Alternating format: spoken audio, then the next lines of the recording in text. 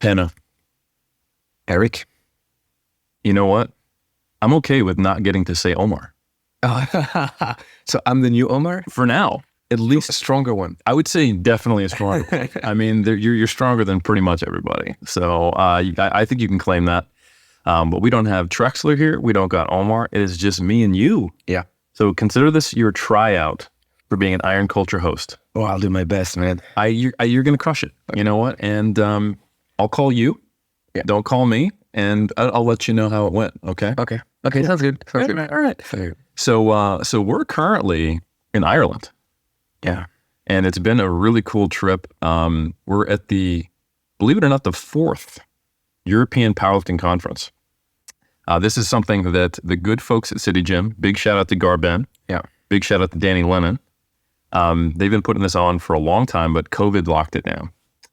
We had it in 2017, right after Belarus. That was actually my first Worlds. So that was the first time Bryce Lewis did Worlds. My first time coaching at Worlds. A little bit of history. He got a silver medal in the 105 kilo class, placing after Christoph Wierzbecki. So yeah, classic battle. It was good times. Yeah. And then we went directly from there to Ireland. And it was also the year that Brett Gibbs, I think he placed second that year. It was a disappointing loss for Brett. Oh, yeah, I remember. Yep. Against a guy from Kazakhstan, something like that? Yeah. And he just was not up for presenting. He was actually one of the slated speakers. So Ellis McLean, shout out to the 2-time world champion, my boy, he stepped up and gave a badass motivating speech, taught people how to do bench press. And we had a cool lineup. Mike T, we got to go see the Cliffs of Moher. They took care of us. We had Bryce Lewis, Greg Nuckols. And that started something that we all enjoyed so much that they were like, we got to do this every year. So we had it in Limerick in 2017. In 2018, we went to Dublin. And then in 2019, we went to London. And then COVID. Yeah. So I was so stoked to hear that Gar was going to bring it back this year. And I was even more stoked that you were going to be a part of it. So it was really cool, man. We had a lineup. We had a mixture of athletes. We had a mixture of coaches. We had a mixture of scientists. We had a couple people who do all of it. But we had John Haack, which I think was incredible. Yeah. Something I really like about EPC is the effort made to make it kind of across the whole span of powerlifting. Yeah. The only thing we don't really have a good representation on is like equipped, but it's, I love equipped guys. Yeah. Let's face it, we're closer to the end than we are to the beginning with equipped. You're not wrong. You're not wrong. That's how it is. It's tough because I think equipped is definitely like we're standing on the shoulders of giants in many ways. Yeah, I get that. But at the same time, like, I'll just give you a quick example. Like, if it was only equipped powerlifting, I wouldn't be a powerlifter today. I wouldn't either. So even though I've been in the game a little bit longer, and my first powerlifting meet was 2006, You're never a dinosaur. You know that, right? You know that. The 2006, some of the listeners may just be like a couple of years old. Yeah, they're a sub-junior, and that's when they're born. Yeah. That's right. Yeah, exactly. Yeah. So Matt Gary, how do you feel about that? But yeah, even then, I had zero interest in competing equipped. Yeah. And even though we were the minority at the time, it's just so much more accessible. Yeah. So when I started powerlifting out, I was training by myself in a commercial gym. There is no way you can do equipped powerlifting under those circumstances. And I think a lot of people, at least I'll say the example with France, but I would say it's probably worldwide, maybe not in the US, but everywhere else in the world, you maybe have a couple of good powerlifting gyms in, let's say, a 2 hours drive around your house. So definitely something can do like on a daily basis or a lot of times in the week. So I would say if it was only equipped powerlifting, since you need like a lot of people to train with, you need to invest a lot of money to begin with because you need different shirts when you're training. Like, for instance, I'm cutting weight, so I would need a certain set of shirts when I'm training at 69 kilos, 70, another set when I'm at 68, another set when I'm competing. Yeah. So I think, honestly, man, it's like you said, it's our father, quote unquote, for raw powerlifting, but it's a father, that at some point you gotta take you let your son take care. You say, look out there, Lenny. Yeah. And just imagine the rabbits, and then you just gotta put it to bed. No, I'm just kidding. We're not gonna shoot equipped powerlifting. No. People will keep doing it. I think It's cool. Yeah, it is cool. And I think it's not going to go away, but I think it is probably a good thing for involving more people in the sport that raw powerlifting is the dominant form. Yeah. Everyone's really interested in it. And I think we were talking about this, how in some ways powerlifting is not a great spectator sport, but in other ways it is. Yep. And I think the way that it is because anyone who lifts can understand what's happening. Exactly. And back in the day with equipped powerlifting, they couldn't. Yeah, like, I'm a huge powerlifting nerd and fan. If I see a guy my weight do equipped powerlifting, and let's say he squats 320, I can row squat 260 something. I'm like, not sure that's good. I don't know. You know what I mean? Although that's the sport that I practice, but I have no clue because I'm like, okay, how much does a suit help? How much do the reps help? Same with bench, a little less with deadlifts, obviously, because that's the movement the suit helps the least, I would say, and equipped powerlifters say that too. But yeah, it's so remotely, it's so far away from what people that squat, bench, and deadlift do in commercial gyms, talking about non-powerlifters. So yeah, I think in terms of viewership and also people relating to the sport, raw powerlifting is probably much better. I would agree, and I think it's the reason why we've had the boom, and it's the reason why we can have events like the European Powerlifting Conference. Yeah. So I think if they ever do include it, it would probably be something to hopefully attract some of the people who do that. Yeah. Be a small component to it. Yeah. But I think this was really cool this year because we had such a mixture of talks. So we kicked it off. Dr. Pack was talking about the minimum effective dose for powerlifting, a little more on the academic side, but of course he does a great job of making it applied. Yeah. Then we get into panels, which I think the panels are really cool, where we get a group of people together. And then we had a really cool panel, which I pushed Gar to try to get together last minute, that was on not like the science of powerlifting or how to cultivate an athlete mentality or coaching things. It was on the history of strength. So we had Dr. Connor Heffernan, who is a sports historian, which is pretty cool, specifically interested in lifting sport. And he brought out like an old poster of Eugene Sandow, old lifting equipment, which I thought was cool. And he also spoke with David Keown, who has basically single-handedly rediscovered 40 plus ancient lifting stones in Ireland, where only 5 years ago we thought, oh yeah, Scotland, it's got lifting stones, Iceland, it's got lifting stones.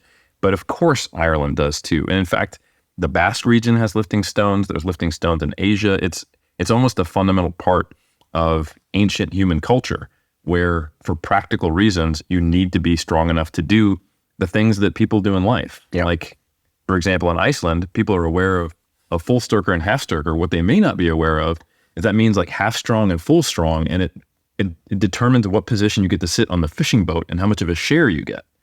So I think it's kind of cool to have that connection to the past, and how David could share his passion in finding those stones, and Connor could talk through how did competitive lifting come out of what was originally just Olympic weightlifting, and then bodybuilding, and then how it became what we see today as competitive powerlifting. It wasn't going to directly teach someone what they need to do next time they compete, but the audience was captivated.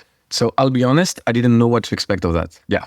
I had no idea what to expect of that. And obviously the part with the strength history was very, very cool. And one of the first ones was actually an influencer ahead of his time, because based off what he said, like he was selling out the tool he was using to be as jacked as he was to like a general audience. Yep. So he was like a genius ahead of his time. The original influencer, Eugene Sandow, telling you that the way he got jacked was by a little squeeze dumbbell, when it was actually big bicep. It was actually 200-pound military presses, but yeah. Okay.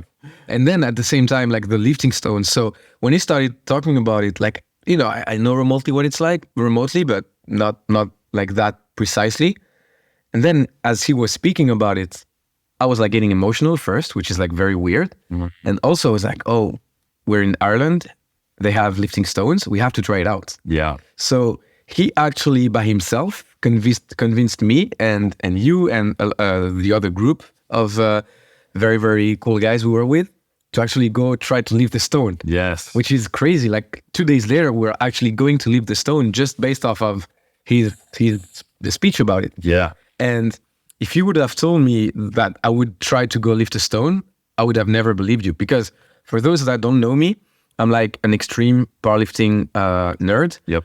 And also, as a high-level athlete, I feel that if I injure myself doing something else than powerlifting, I'll regret it. So that's why I never play like football, for instance, or basketball, because I'm like, hey, if I like sprain my ankle and I can squat for a couple of weeks or months, even worse, then it's bad for my career. But he was so interesting. His speech, his stories were so cool. I was like, you know what? I think I'll go give it a crack. I try to leave the stones. I'll call it when I feel that, it may be dumb to push further, to continue. So I left my ego aside, but I just wanted to give it a go. And honestly, I'm so glad I came to the European Powerlifting Conference. Just for the quick story, in 2019, I actually wanted to go to the event, but as like a visitor. Right. Because like I already said, I told it to you, but you, Greg Nuckols, Mike T, you guys are like my inspiration for what I do. You taught me a lot, like a lot of the stuff that I know, that I do, that I practice as an athlete and as a coach. And since I coach myself, also, it's thanks to you guys. And so at first I wanted to attend in 2019, like, oh, I'm going to learn so much. Couldn't afford it for financial reasons. But you should always invest on your education. That's, I think, something very, very important, especially if you're an aspiring coach or athlete. Deep down the line, you'll get something out of it for sure. So do it. Back then I couldn't, but yeah. And so when I was invited by Gar, I was like, oh, that's so cool. Like I wanted to go there as a visitor, and now I get invited as an athlete. Speaker. And also, I just want to say for the record, although like I'm a mass subscriber, I'm reading a lot of like Stronger by Science posts, listening to the podcast, Iron Culture podcast. Obviously, I learned still so much. And the lifting stone part was the part I was expecting the least to actually interest me and to hype me up, but it definitely did. So all of that to say, give it a crack, give it a go.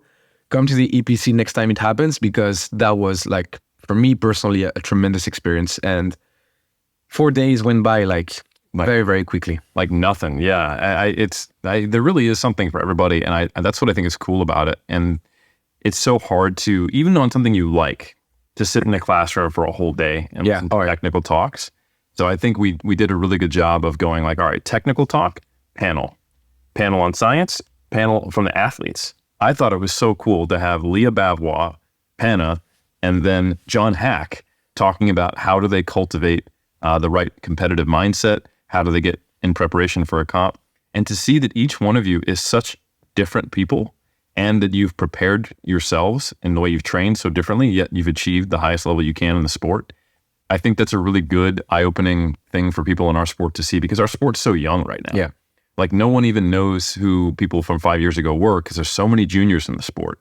So they're more prone to thinking in black and white terms. That's just the beginning of learning. So to see that, oh, wow, there's so many tools out there that I can use to get from point A to point B, which you talked about, and I just need to find the one that works well for me.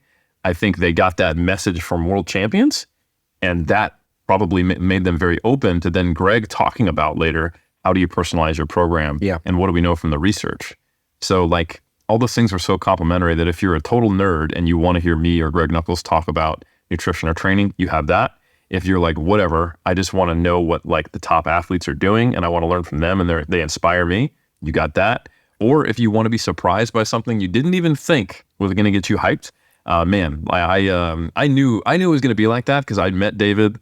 Obviously, I'm good friends with Connor. And after the Sheffield, which was probably the coolest couple days of my life, coaching at the inaugural Sheffield, and then getting to go immediately to Ireland and lift the lifting stones and actually watch Aisha, who is Ireland's strongest woman, lift the woman's stone for the first time in 150 years. Oh, she lifted it for the first time in her 50 years? No one had lifted it since then because those stones were recently found. And they had Ireland's current strongest woman lift the woman's stone. It was so meaningful for everyone who was there. It was, like I got a little teary-eyed even doing the presentation. Just to give a quick insight on that. So today we went to lift the stones. So there are two stones. So the male stone and a female stone, men's stone, women's stone. So I'll tell you the truth. I knew that it would be tough. Oh yeah, I knew it. We didn't have chalk. We didn't have equipment. It just was to say it nicely, was just us, ourselves, and what makes us male. That's right. And so we were like, oh, let's try the women's stone first because it's a bit lighter. It was hard. Yeah. It's 120 kilos. It was hard. Like, I'm a 2 times powerlifting champion. I deadlifted 300 kilos once. It was very, very, very hard because, it's not like a bar. It's not something you can easily grab and just pull onto. It's like, first the stone is like wet. Mm-hmm. There's mud everywhere. The floor on which you're doing it is like very muddy. It has holes. It's slippery. It was raining a bit also. The stone itself, like my arms are pretty. They're tore up. By that. It's painful because by the 5th attempt you already tore up your arms a bit, and then it gets worse and worse and worse. But it's so rewarding when you lift it up that honestly I'm like, oh, if we need to do that tomorrow again, yeah, let's go. But yeah, the women's stone was very, very hard to lift. So seeing a woman achieve that again for the first time in 150 years, that must be special. It was very cool. And it was because of these stones were lost because of the British conquest of Ireland. So for them, connecting with the stones, finding them the first time, finding out that they even existed and getting to lift them was them getting to get in touch with their history. So it was very touching for me to see it. And then Aisha also deadlifted the man stone. She lifted it. She lifted it. Yes. So she's a beast, and I mean that in a very positive way. But yeah, it was a very cool experience the first time. I managed to tweak my back before we went out, so I didn't lift. I was just kind of the tour guide because I'd been there before. But we drove an hour from Limerick out to Galway, and it's on this guy. Big shout out to Cyril. He doesn't even have a phone, so he definitely is not watching this podcast. But shout out to Cyril. He's an Irish farmer. He's just salt of the earth. And it's in his family's graveyard. You just go behind his place. We let him know we were there. We contact him ahead of time. And you walk down to this graveyard, and there's just 2 stones sitting there. Both of them are big. Yeah. One's 120-ish kilos, and one's 150-ish kilos. But it's not just the weight. I think it's powerlifters don't get it. No, the natural stones are about finding the purchase and negotiating with it. And the people who are able to lift those stones, who aren't just beastly strong, you can see that they're actually thinking through the tactics and the strategy and where can I find a connection and how do I get my center of gravity there. It's absolutely a skill. Yeah. And I think I was able to just barely clear the man stone off the ground when I did it. And it took a lot. I had to really think it through. I failed multiple times, and I actually have a little bit of background in strongman. I've done a 125 kilo Atlas stone, and I've done 2 strongman competitions back in 2019. Okay. So I was coming into that thinking maybe I've got a little advantage here on some of these people. But yeah, David, he has lifted most of these stones that he's found. Some I know he's still training for, but stone lifting is its own beast. Yeah. And it's painful, man. And but you're right. It's very rewarding. It's very rewarding, like you said. But I would say it's like most things in life, not just sports, not just powerlifting, most things that are meaningful are hard to achieve. Yeah. Like a PhD, for instance, or a world title in powerlifting, or whatever you want to, you name it. But that's the learning process part of it. It's like, first time you try to lift the stone, you don't get it right at all. Then second time you're a bit closer, third time a bit closer. And then, sometimes you make it happen on that same day. And sometimes it takes a couple of weeks, months, years. It took me 5 years to get my first world title. Yeah. And Tiffany Chapon, shout out to Tiffany, it took her a year. Yeah. Couple of years. And now she's on her 4th. And now she's on her 4th. So we all are very, very different athletes, different human beings. And somebody is going to have a success very quickly, and somebody else, they will achieve the same level of success or even greater success, but it will take them much longer, much more work. But at the end of the day, I would say it's the harder you have to work for something, the more rewarding it gets and the more meaningful it actually is. 100%. It took me, I remember I've talked about this before, and it's not about me, but it's always about me, Pana. Yeah, it is. I've learned, yeah. I first decided I want to get a WNBF pro card in 2005. I went to my first natural bodybuilding show. I got to be a test judge, which just means that it's kind of like you're training to be a referee in the federation. The way they do it is you see your scores compared to the actual qualified judges. And if you're within 80% in every division, then you can become a judge. Okay. So anyway, I was a bodybuilding fan, and I got the opportunity to be a test judge. And I went to my first INBF, which is the amateur division in the States of the WNBF, and I saw the guy who won his pro card. And I had never really been exposed to natural bodybuilding. I was used to watching the Olympia, and it was so impressive, but also like raw powerlifting. It felt relatable. Yeah, exactly. You know, like I watched Ronnie Coleman, I look up to him, but I was a little more interested in the physiques from like pumping iron because it was an era where they weren't taking quite as much. And Frank Zane was my favorite physique. He's probably the most natty looking of that era. And I saw this guy and I'm like, oh shit, that guy's drug free. And he had these massive shredded legs. He was like a natty Tom Platz. This is all the way back in 2005. But the next day I went to Barnes and Nobles, which is a bookstore back when people read books. I'm really showing my age here. Dinosaur age. Yeah, absolutely. I'm so fucking old. Well, and they had a Natural Bodybuilding and Fitness magazine, which is the WNBF magazine at the time. And I think it was Jim Cordova on the cover. And I was like, oh, that's the world champion. I want to be a WNBF pro. I didn't know at that time that it would take me until 2023 to get my WNBF pro card. But it took me 18 years. But I tell you what, the feeling I had when I got my WNBF pro card, and then the realization that meant I qualified to compete at Worlds, it was probably much greater than if I had been able to achieve that in 2009.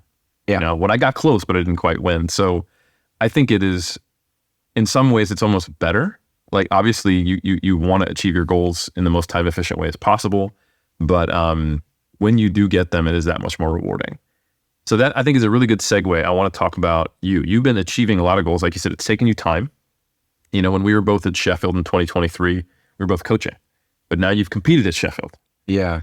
Now you have 2 world titles, not just one. And most recently, you competed at Worlds, and you did total the highest total. But unfortunately, so did 2 other guys. Either. Oh, man. So for those who aren't fans of powerlifting, which if that's the case, I'm mad at you. Yeah. But I understand, because iron culture does include the whole iron cult. Yeah. And some of them are bodybuilding fans. Some of them are weightlifting fans. Some of them like shot put. Some of them just like to do whatever. Yeah. Well, they just like the science. But oh man, if you're not a powerlifting fan, you would be if you watch this session. Because the 66 kilo session at Worlds most recently never has happened before, except in one incident, which I'll tell you about, which is a little bit different.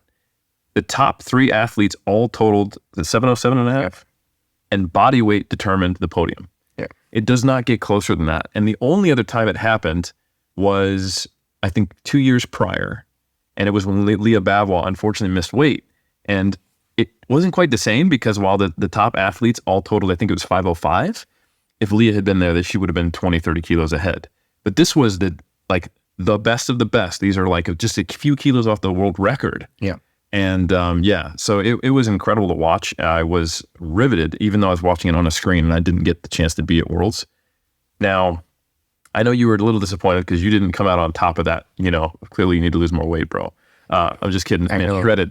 But I would like to, did it hit you how momentous that session was during it, or were you more just focused on your competition? No, I was really just focused on my comp. You know, I lift for my own reasons.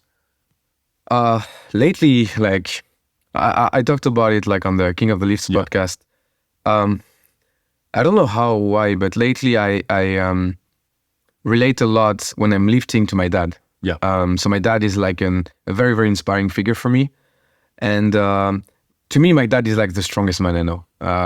Like he has a very, very tough upbringing, very, very tough background. And he always like stood up. Yeah. And in 2020, he got sick for the first time, cancer. And since then, every time he is better, is getting better, then there's another cancer somewhere else. Mm. So he always has to fight.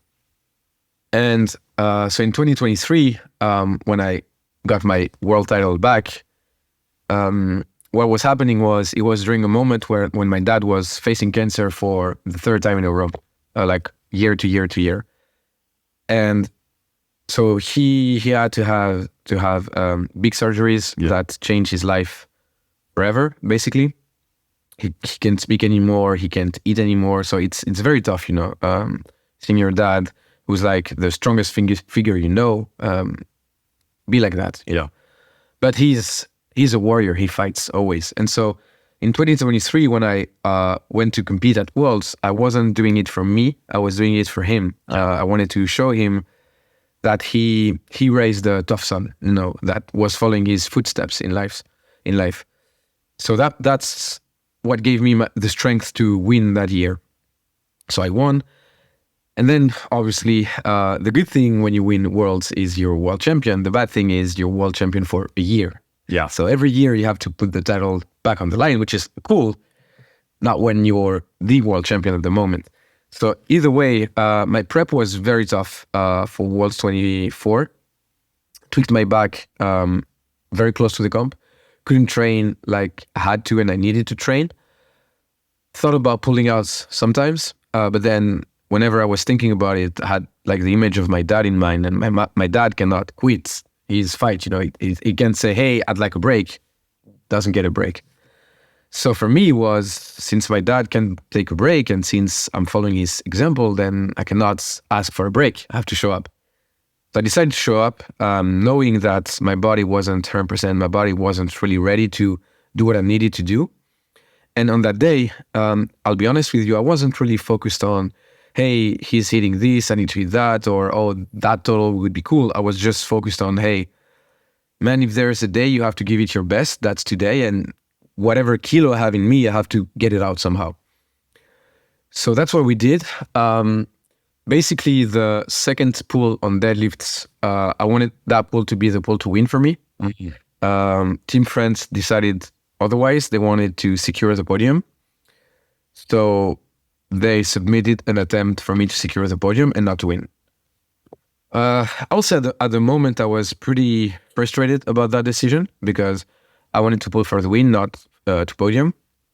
It is what it is. So got that pull. Can I ask you a question? Yeah. Do you think, my question is, because I was trying to put myself in your shoes as an athlete. I would be frustrated too because of how tight it was, but I would also think, how would I feel if I missed the podium? Because this year was a little different than other years. Yeah. For those who don't know, again, I'm mad at you that you're not a powerlifting fan. You should be, but if you don't know, the World Games, it's on a 4-year cycle, just like the Olympics, and it's for all the non-Olympic sports. It's the equivalent, and they have these massive celebrations. It's the elite of the elite. Powerlifting is in the World Games, but it's historically been the single-ply equipped powerlifting. This is the first year they have unequipped powerlifting coming to the World Games in 2025, and the only way to qualify is podiuming at World Championships. Yeah. So that's exactly why they submitted the attempt for me to podium and not to win like I wanted to. Now, to answer your question, I wasn't thinking much further in time because I'll give you the most honest and depressing answer. I don't know how long my dad will be able to watch me compete. Right. So for me at that moment, it was, if it's the last time he sees me compete, I want him to watch me as a world champ. Yes. So that's why for me, the pull to win was very important. Yeah. And I'm a bit, again, frustrated.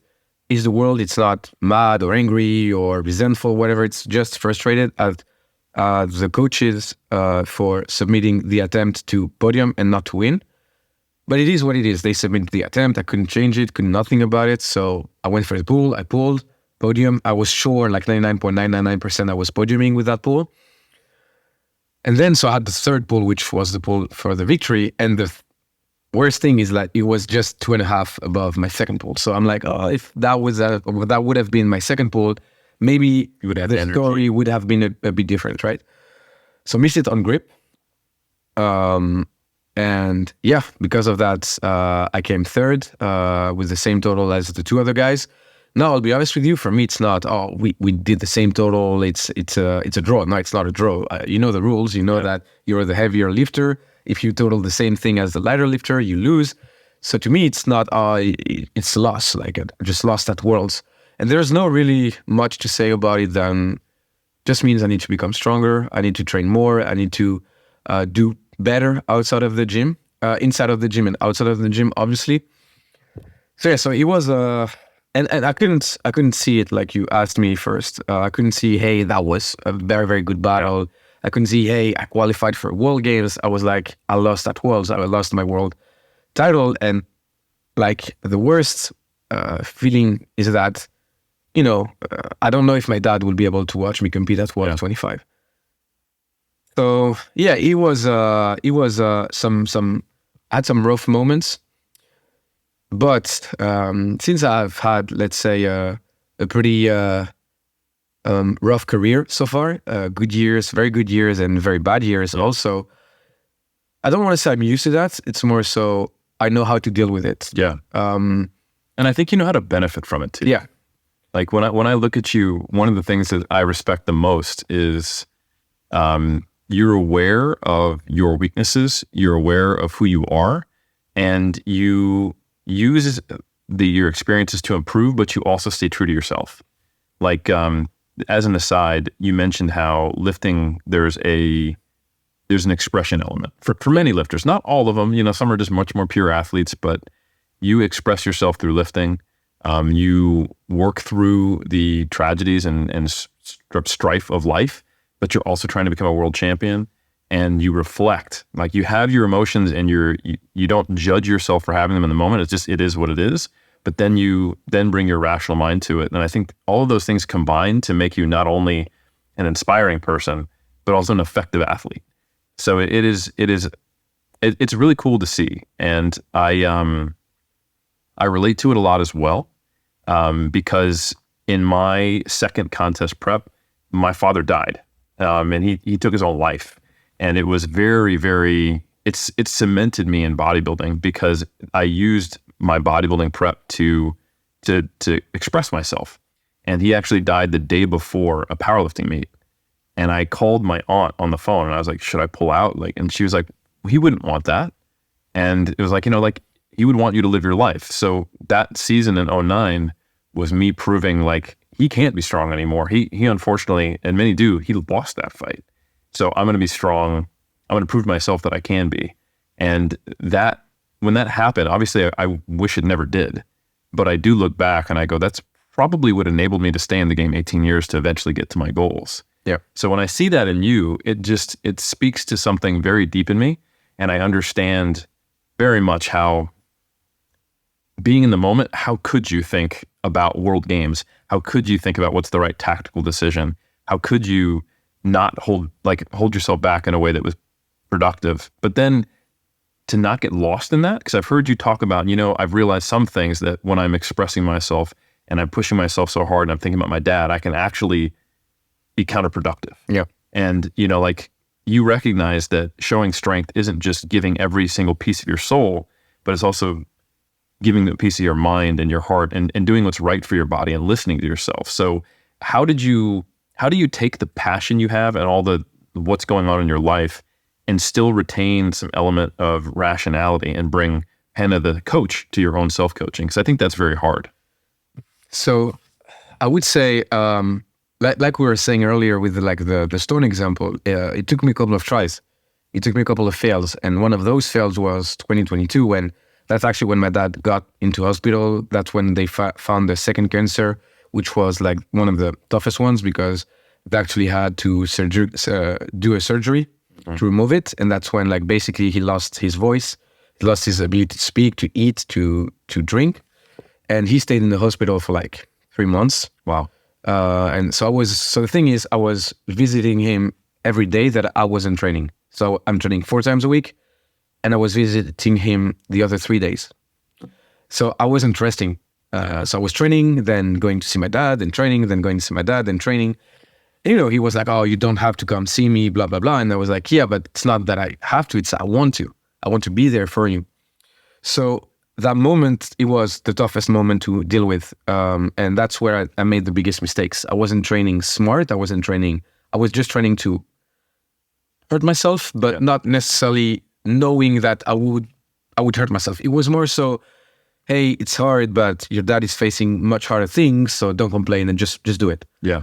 And I think when you're an athlete, that's could be helpful, and at the same time, could also be very, very bad for you could lead you to errors, to a darker place, basically. So it happened, 2022, I lost everything. I went to the darkest place. And what helped me was actually my dad. I was like, there are two ways to think about it. You could be like either very, very depressed about something and not do anything, or you can be as depressed, but be like, how can I turn all of that negative feeling that I have right now into something positive, into something constructive? And so basically, that's where I had to take a step back and be like, okay, what you want to do is you want to be very, very strong. You want to accomplish great things to show to your dad, hey, see what you're doing right now, the way you fight, I'm doing the same and I'm just following your example. And in order to do that, I need to be strong. I need to be healthy enough to show up on the platform and compete and win. So I would say what allowed me to reflect back was actually my failure. I was like, by hurting myself in training, I'm not doing anything productive. That's the easiest thing to do, actually. Like if I'm very, very depressed, if I'm hurting myself even more is the easiest thing to do. The hardest thing to do is like, okay, I'm on the ground, I'm depressed. How can I stand back up? Even just a bit, a day at a time, a training session at a time, how can I do that? And that's actually how I actually was able to accomplish it. It was through, you did your mistake, you're at the lowest possible, you lost. So basically, for those that don't know, I had won all of the titles in 2021. So world champion, European champion, national champion for France. In 2022, I lost all of the titles. So even the national champion title, I lost it. So I went from being at the top of the game for powerlifting to like the bottom of the game. And yeah, that's how I did it. I recognized my weaknesses. I recognized where I was lacking. I recognized the mistakes that I made. And I think, like you said, self-reflection is probably the most important thing. And you know, let's face it. Let's be honest. We don't lift weights in the gym. We don't go through those hard training sessions, to those like burning sets, burning reps, hard sets to do for fun. You know what I mean? We do it because deep down there's something that we need to fix, that we need to express, let out. And that's the way we found to do it. Like yourself, myself, a lot of other like lifting weight guys. But at the end of the day, you have to make something productive out of it. Yeah, you have to channel it into something. 100%. Yeah, it's fun. It's interesting. Like, I would say, is bodybuilding fun? Yes, but if you ask me, like 6 weeks out from a show, I'm like, well, I mean, I wouldn't say it's fun right now, but the accomplishments I get and the process and the journey and how hyped and motivated I get, the experience is fun, but it's almost like this authorship when you reflect. Yeah. And I think that's something that athletes, there's so many double-edged swords with high-level athletes. They want to win, but they learn more from losing. Yeah. They want to push themselves the hardest they possibly can, but they realize that elite level performance occurs when sometimes you learn when to push yourself, not just to always do it, when to hold yourself back, when to listen to your body, when to listen to other people, and how to channel things rather than just flipping the switch. Because I know a lot of very, very strong or very, very willful people in both bodybuilding and powerlifting who have the genetic talent, but they never learn to operate the dimmer switch. Yep. They either have a light switch, which is the first step, I know how to turn it on, turn it off, or they don't even know they got a switch. It's just on all the time. And those people typically burn out, or they keep making the same errors over and over and over again. And everyone watches and they're like, God, if this person would just do X, and we can all think of examples like that. And you're not one of them, man. I think I've always, like, you're definitely stubborn and you're hard-headed and you're going to do it your way, but your way includes, I'm going to learn from my mistakes and find a way forward. At least that's what it seems like to me. Yeah. You know, I definitely am. Because there's also something that's very, very important to me, that's very dear to me. If you tell me, hey, Pana, here is the best program for you to become stronger, but I hate it. Yeah. I won't do it. Yeah. Because deep down, obviously, I want the accolades, I want the world titles, I want the world records, whatever, but I also want to do the sport the way I want to practice it. You know, it's, like, I don't know how to say it, but in basketball, they have this phrase like, ball don't lie. You know what I mean? It's like, just express yourself doing the sport you want to do the way you want to do it. And let's say you tell me, hey, you should do like 20% of your training should be powerlifting and the other 80% should be this and that. I will go, no, I want to do powerlifting. That's the sport I want to do. It's like, for me, it's like you're a basketball player and the coach tells you, hey, man, well, let's do one game every other month. And the rest of the year, you do like weightlifting, you do like sprints, you do like, no, you have to play basketball. And for me, powerlifting is my basketball. I want to, when you're a basketball player, you play very often. Yeah. Whether you're an athlete like NBA or you're just a baller, you play very often because that's what you want to do, right? And so for me, powerlifting is no different than any other sport. That's the sport I want to do. So I get that my approach is maybe a bit extreme to some people, or maybe not doesn't include enough variety or accessory or whatever you want to name it. But I'm like, yeah, that I'm a powerlifter. I want to do powerlifting. I don't want to do any other sport. It blew my mind when you were like, is it 34 meets? 35? Yeah, 34. Yeah, and when did you start powerlifting? What year? End of 2016. Yeah, so that's 10 years after my first meet, and I've done 20. So, and it's not like I don't compete a lot. Like I did a meet almost every single year. No, I did a meet every single year all the way up to 1 or 2 meets every year all the way up to 2015. Or 14, I can't remember. Then I had to take some time off I had to get hip surgery, and then I came back, and then I was doing it like every other year. So to think that you've been in it a decade less than me, but you've actually done like more than 50% more than the number of meets I've done, people don't get that. And I think I almost cut weight every time. That's incredible. Like last year, I think I did 5 or 6 meets, and I cut weight to 66 every single time. Yeah. So, I mean, let's just say that you have more practice for your sport than most. And I think someone could argue, maybe that's not the best way to approach it, but what they can't argue is it's not like you're not getting any benefit from it and you're not getting certain unique skills. Like, competing is not going to be a stressful environment for you. Oh, so I'll tell you something right now. I'm 1 or 2 meets away from crushing the world record by a huge margin. I'm 1 or 2 meets away. I now have the strength. Now I have the experience because I competed a lot. I know how to cut weight. I know how to feel good when I cut weight. I know how to execute my movement. And I know all of that. And I'm telling you, I'm 1 or 2 meets away to the standing world record is 7:10.5. Yep. And I'm like 1 or 2 meets away to do like 7:30 something. So just crush it. It will happen because I won't stop up until it happens. And let's say I do 7:30 and some other dudes come and do close to that because I know a couple of names that could have the potential to do something like that. We'll just push to the 750s, 760s. I will make it happen my way, or I won't. And that's the way I view it. Yes.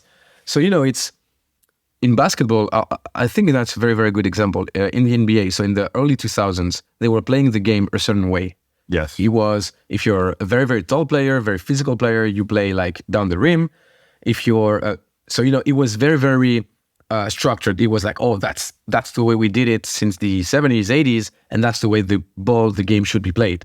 And then you see a couple of athletes that are a bit more hybrid than others. Mm-hmm. You see Steph Curry come up. You see those guys. You see playmakers that are way taller, way bigger, way slower also than the usual playmakers.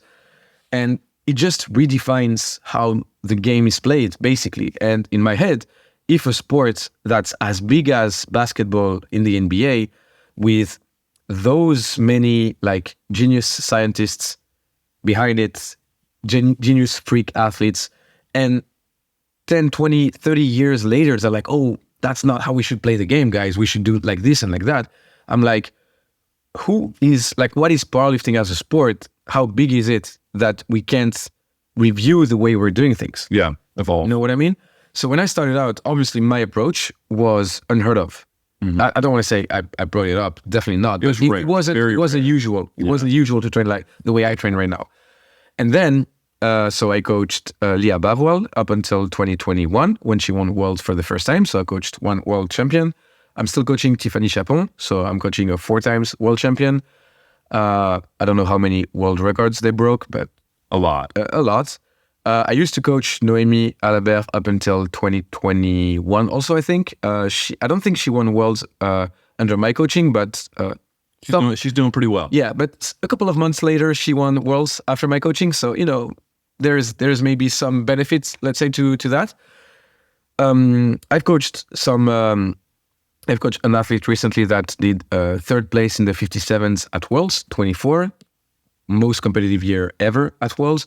So, it's what I mean to say that is not, I'm a great coach, blah, blah. It's more so to say, hey, my approach works. Yeah.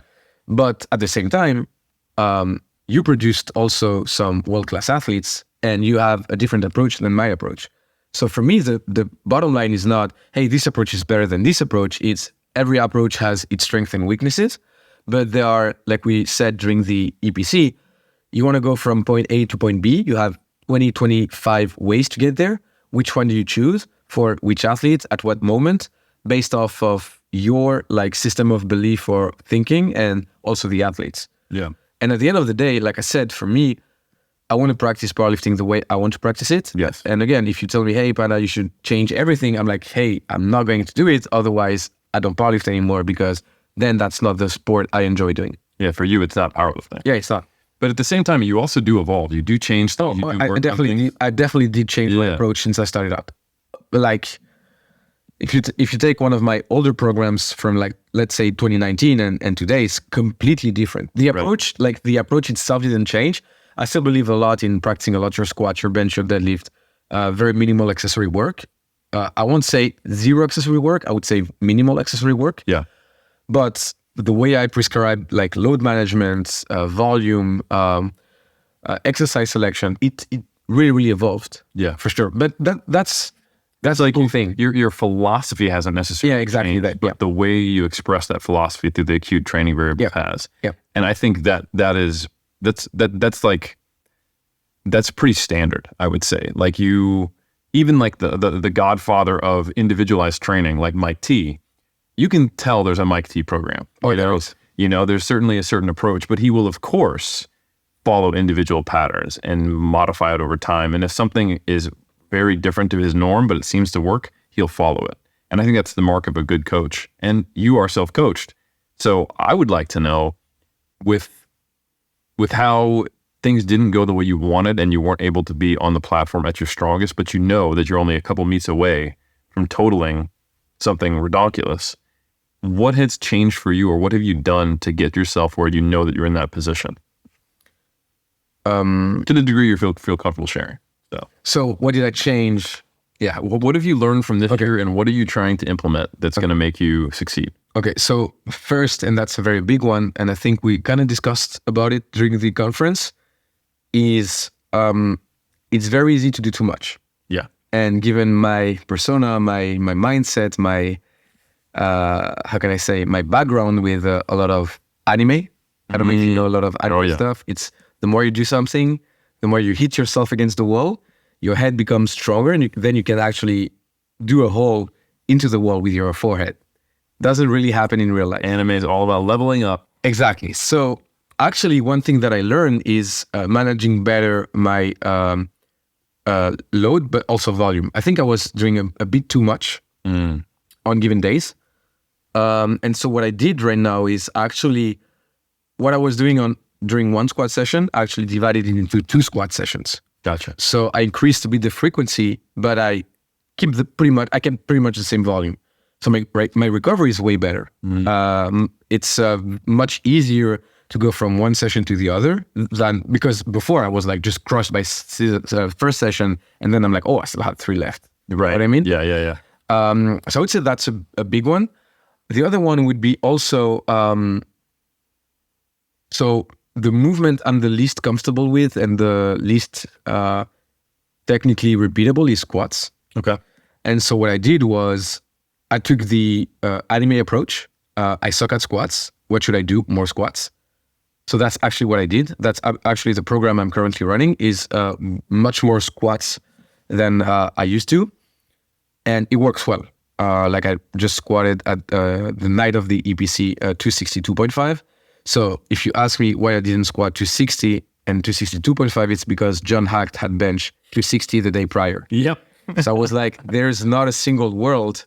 John Haack may be the GOAT. He won't bench my squat. So I squatted to 62.5 out of pure ego, but it worked.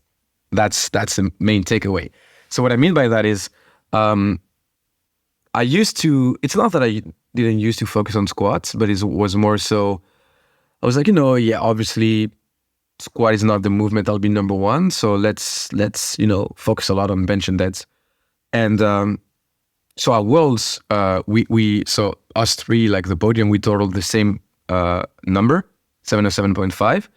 But I was the weakest squatter by 7.5 compared to what the first did, and 20-something compared to the second, who's like a squat specialist. Yeah. So, but what I mean is I was much behind on squats from what they were doing. And so in my head, it's very simple. If I just had squatted 5 kilos more, I would have won Worlds. Right. And a 5 kilos more on that squat at Worlds is very manageable for me. It's very doable. So it's like, from a programming perspective, I changed some things, but also from like the way I approach the sport, I changed some things. I'm like, I need to get my squat stronger, because right now that's the only thing that's preventing me from becoming much stronger, much more competitive as an athlete.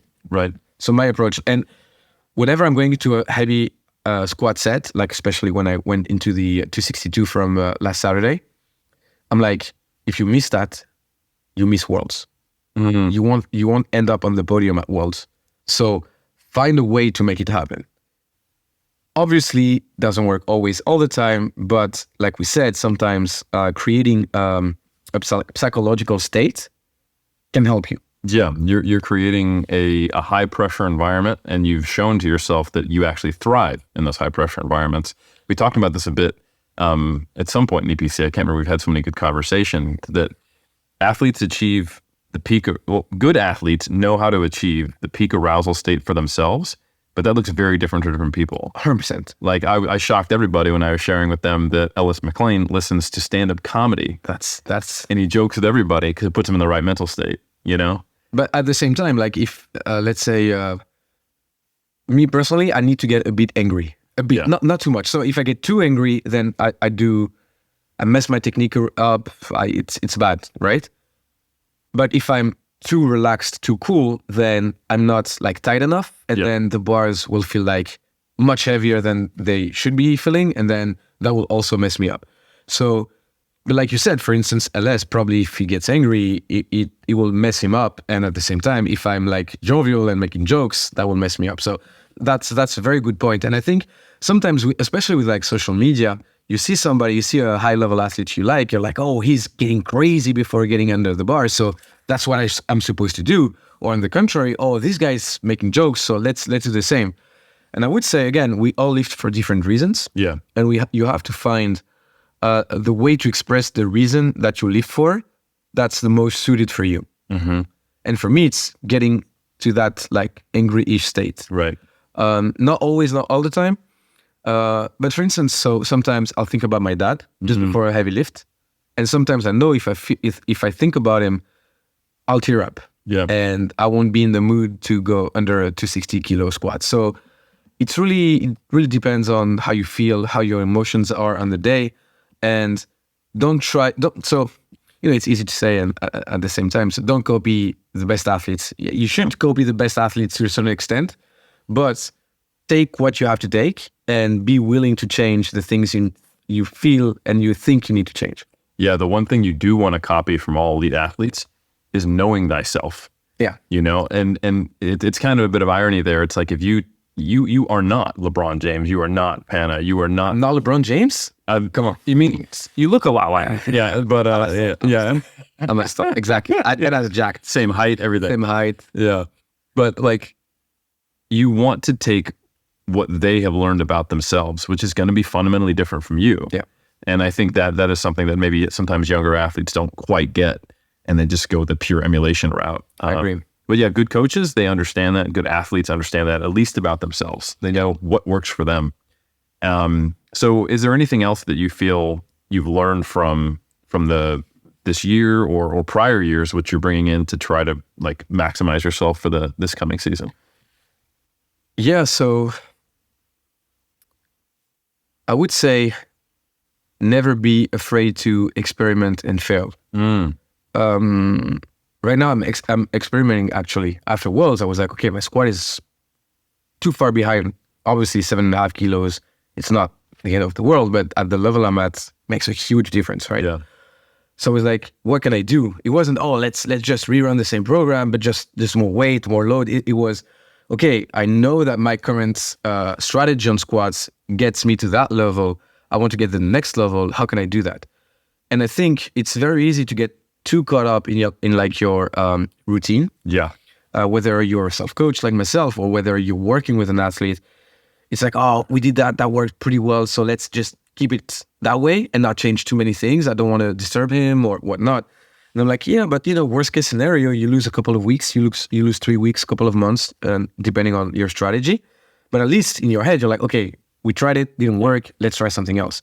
And I think to Greg Nuckols' presentation that he did at the European conference, if a guy as knowledgeable as Greg or as yourself, you're like, hey, I think that will work. I'm not too sure about it. Let's try it out. And if that doesn't work the way we want it to, then we'll try something else. So if guys like you are willing to do it, then why shouldn't the rest of the world be willing to do it? Yeah. Challenge your beliefs. I personally challenge a lot my beliefs and my strategies. And at a given point, if that works wonders, then yeah, obviously don't change. Yeah. If that doesn't work, then what do you have to lose? No, you're right. It's a tough thing, man. Like with how competitive the sport has gotten, I've been in positions where someone who is already an extremely high level athlete says, I want to work with you. And you have to find that balance between being innovative, but also acknowledging what seemed to work well, and then trying to figure out, okay, then what stones have not been overturned? Yeah. And which stones have been, and we should probably keep them turned, you know? And that's hard to do in a totally neutral environment, like where there's not time pressure and when there's not like 10 other athletes who could be right there. Yeah. But if you add all of that and the social media pressure and the fact that coaching is becoming more competitive, I've talked to a lot of coaches in the current environment, and they're a lot more stressed than they were like back in the day. It's a pain in the ass. Yeah. It's like, Coach Tiff, right? Mm-hmm. The other years, she definitely did have some competition, but definitely not that close. Yeah. This year, I knew her main competitor from the US, Jess Espinal, was going to come ready. Yeah. But you know what? I warned Tiff. I said, hey, I think that if this year we don't bring our A game, you're not going to win. Mm-hmm. And so we were willing to, so actually we had to try different things because she couldn't really deadlift that much, Tiff, because it was irritating her back a lot. And so we had to be inventive. We had to find ways to make it happen. And she was trusting the process. She was willing to make it happen. I was also willing to make it happen. So, you always have to, you cannot take risks. As we said at first, things that are meaningful, like winning worlds or podiuming at worlds or even making it to the world team, they're hard to do, man. And they won't happen without taking any risk. It's like making a lot of money. Like if you have a business, you want to make a lot of money, you have to invest a lot. Otherwise, if you don't invest, then your thing won't be able to grow. And I don't see why that would be any different for powerlifting or coaching, whether it's powerlifting or, bodybuilding or it's not. And but it is intimidating. Oh, it is. So it's like, it's high risk, high reward. And if you take no risks, you have to remind yourself that, well, we know what that produces. It produces the person who's right in front of me right now who believes that we need to do something more. And if what we're currently doing is not producing more, which you've already established, I have to do something else. Yeah. And I think that tension sometimes leads people to either be too or not experimental enough. Because I do think it is a balance. Like sometimes people can abandon everything and they find out like, oh shit, like actually a lot of what I was doing was working. Yeah. So anyway, I just think it's always impressive when someone who is self-coached is able to do that, because I think it's another layer of not having, it's hard to be objective, right? Like one thing that I think really worked well between me and Bryce was, and just for those who don't know, I worked with Bryce from his very first powerlifting competition to his very last, over 12 years and when he retired. Okay, crazy. So we innovated a lot, but there was a certain point where the innovations were smaller deviations. Yeah. Because we had really figured out what worked for him. And one thing that Bryce did extremely well as an athlete was that he recognized his inability to be objective in certain scenarios. So he would come to me and he would have feels, strong feels. If anyone knows Bryce, he has strong emotions, but he would be within 3 or 4 weeks and he's like, oh, I had a bad session. And I think if he acknowledged that he's like, my decision-making skills right now are not where they should be because I'm emotionally invested in my own success. So let me contact Eric and I want to borrow some of his confidence or his thoughts. And sometimes I'd say, no, we're good. Other times I'd say, hey, we do need to change something like that. It shouldn't be like that. And that is something that I think it's easier to do with a coach than without. Yeah. So I think, do you have any advice for people who are self-coached or for who want to take that path? Because some people, I've talked to some people, like their style, the way they want to powerlift is they want to figure it out on their own. And I think that's fine. Yeah. I think it's good to remember that, most athletes do have good coaches and this is a sport, but that's not to say that if that is the way you want to express yourself and the way you want to do it, there's anything wrong with that. But you do need to know it is a steeper hill with unique challenges. Exactly. So my first advice, the biggest one for me, and that's how I got there, was find good information.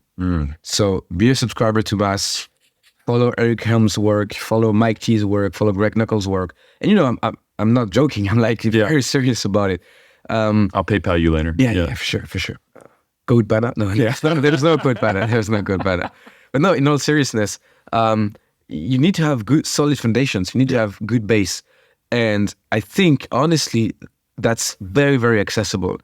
It just takes passion. You just have to be willing to understand, willing to invest time and also money. I would say the best investment is investing in your education. And even if you're an athlete that's coached, I think that's still valid. And I think that's still very valuable because then you'll probably be able to give better insights, better feedbacks to your coach. So even if you're an athlete and you're invested in your success, hiring a good coach, obviously nutritionist, whatever, but also you should invest into powerlifting. Like you should listen to podcasts, you should watch YouTube videos, you should take courses online. Mass subscription, I would say also the Mike T's classrooms, they're awesome. I learned a lot through them. Thought that first, know the basics, know the foundations. Doesn't mean you have to be a scientist. I don't definitely not consider myself any scientist, or I don't think I'm at the peak of research on science, strength, hypertrophy. But I think I know a couple of stuff, enough to make it work. You know what I mean? So that, I would say that's number one. Then number two, I would say is, man, don't be afraid to fail. Yeah. I probably failed more times than I succeeded, and that's fine because like yourself, it's I don't want to say it's a marathon because it's not a marathon, but it's not a sprint. Right. So you don't want to be like, oh, in 10 years, I'll be so strong, man. You don't want to think like that when you start a sport, right? Right. But you also don't want to say, hey, in 6 months, I'm going to be world champ. Take your time. It will happen eventually, but there are layers and steps, and you cannot be afraid, because if you're afraid, you won't progress. You won't make steps anymore. It's like almost you're walking in the dark. The only way to get from point A to point B is still to walk. Right. Like you'll maybe encounter a couple of obstacles along the way. You'll hit your toes against the corner of a table. They're not comfortable at all, but the pain will slowly fade away, and then you'll be able to walk again. So I would say that. And then third, be surrounded. Whether it's by friends, family members, gym bros, powerlifting friends, whatever, be surrounded. And I would say, for instance, if at the moment I'm willing to be coached, it will be more so collaborative, like what you said. If at a given moment I feel I'm not in a good place, I'll call that coach, I'll call that person and be like, hey, here is where I'm at. This is what I think. Can I get your 2 cents on that? Yeah. And I think you're self-coached, but you're not closed. You're which I think that's an important distinction. It's not an ego thing. It's not at all expression. Yeah. It's more so to say it's. So I've been thinking about it lately, and I would say that I feel that if I'm coached by someone, that will reduce my ability to be creative with regard to program creation. Right. I would feel that maybe that would put me in a box. Right. and maybe I won't be able to like evolve from that box, especially if the person that I hire is somebody I look up to a lot. Right. You know what I mean? Because then you would struggle to tell them the things that you need to say. Or I would be like, oh, he knows what he's talking about. It's let's follow it up. And then maybe I think completely differently, and I'm like, yeah, but if I say that or if I do that, then I'm like undoing what he's trying to do. Right. Yeah. So yeah, I think it's not an extreme thing an extreme thought you should have. It's not, oh, I'm never going to be coached, or oh, I need a coach. Yeah. You need to be involved in the process. Right. So whether you want to do it yourself, that's good. You have the information, you have the resources, do it. Or whether you want to do it through somebody, you need to be involved. Yeah. And that's, I would say, the biggest thing. And you know, man, at the end of the day, you remember how many times I won Worlds. You don't know how many times I lost Worlds. That's right.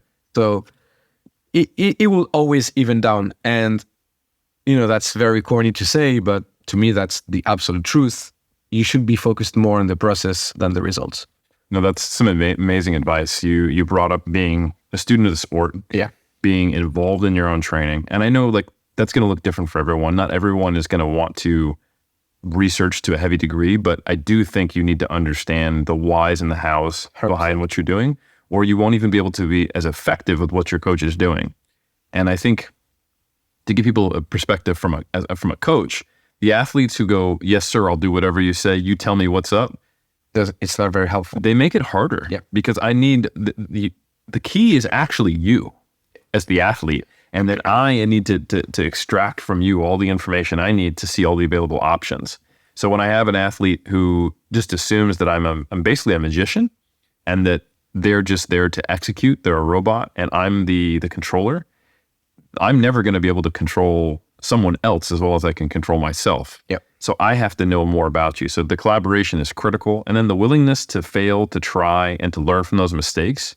And another thing that you talked about previously is the self-reflection. Yeah. And I think, like I said, that is probably one of the most important traits you have as a champion. So anyway, we've talked a lot. I just want to say, Pana, that it's been really insightful. Thank you for being so vulnerable and open. I think that is an excellent example for people to understand how to do exactly what we're talking about, to reflect. If people want to find more about you, if they want to follow your content, because you give great advice, I've had the pleasure and privilege of doing some videos with you, and I'm like, oh shoot, man, he's dropping keys in French. I'm glad he's going to maybe start doing it in English. Maybe. We'll see. I won't say too much. I'll let you announce that yourself. Where can people find you? Yeah, so basically, like you said, I'm currently doing more English stuff. Very, very soon, I'm about to open a YouTube English channel where we'll have some collab videos that I'm really looking forward to. Let's go. Yeah, so the Panache on social media, whether it's Insta, whether it's YouTube. And also I have like powerlifting programs that I sell online at thepanache.app. I have the programs in French, obviously because I'm French, but also in English. So if you're interested in that, you could go there to follow my powerlifting programs. Awesome. Well, Pana, thank you so much for coming on. For everybody watching, this has been another episode of Iron Culture. You know we're going to be back. We're going to insert date here for whenever we're going to be back. And if you like this episode, there is one rating that I would advise, and it is the top of the rating, because you want to be a top champion like Pana. Yeah. And that is a 5 out of 5 rating. And remember that that's the bare minimum here, because I have a fragile ego. So also write a review that is glowingly positive, and then there's no way for me to misconstrue it as negative. So thank you for coming on. I hope you enjoy this episode, and we'll catch you in that next episode.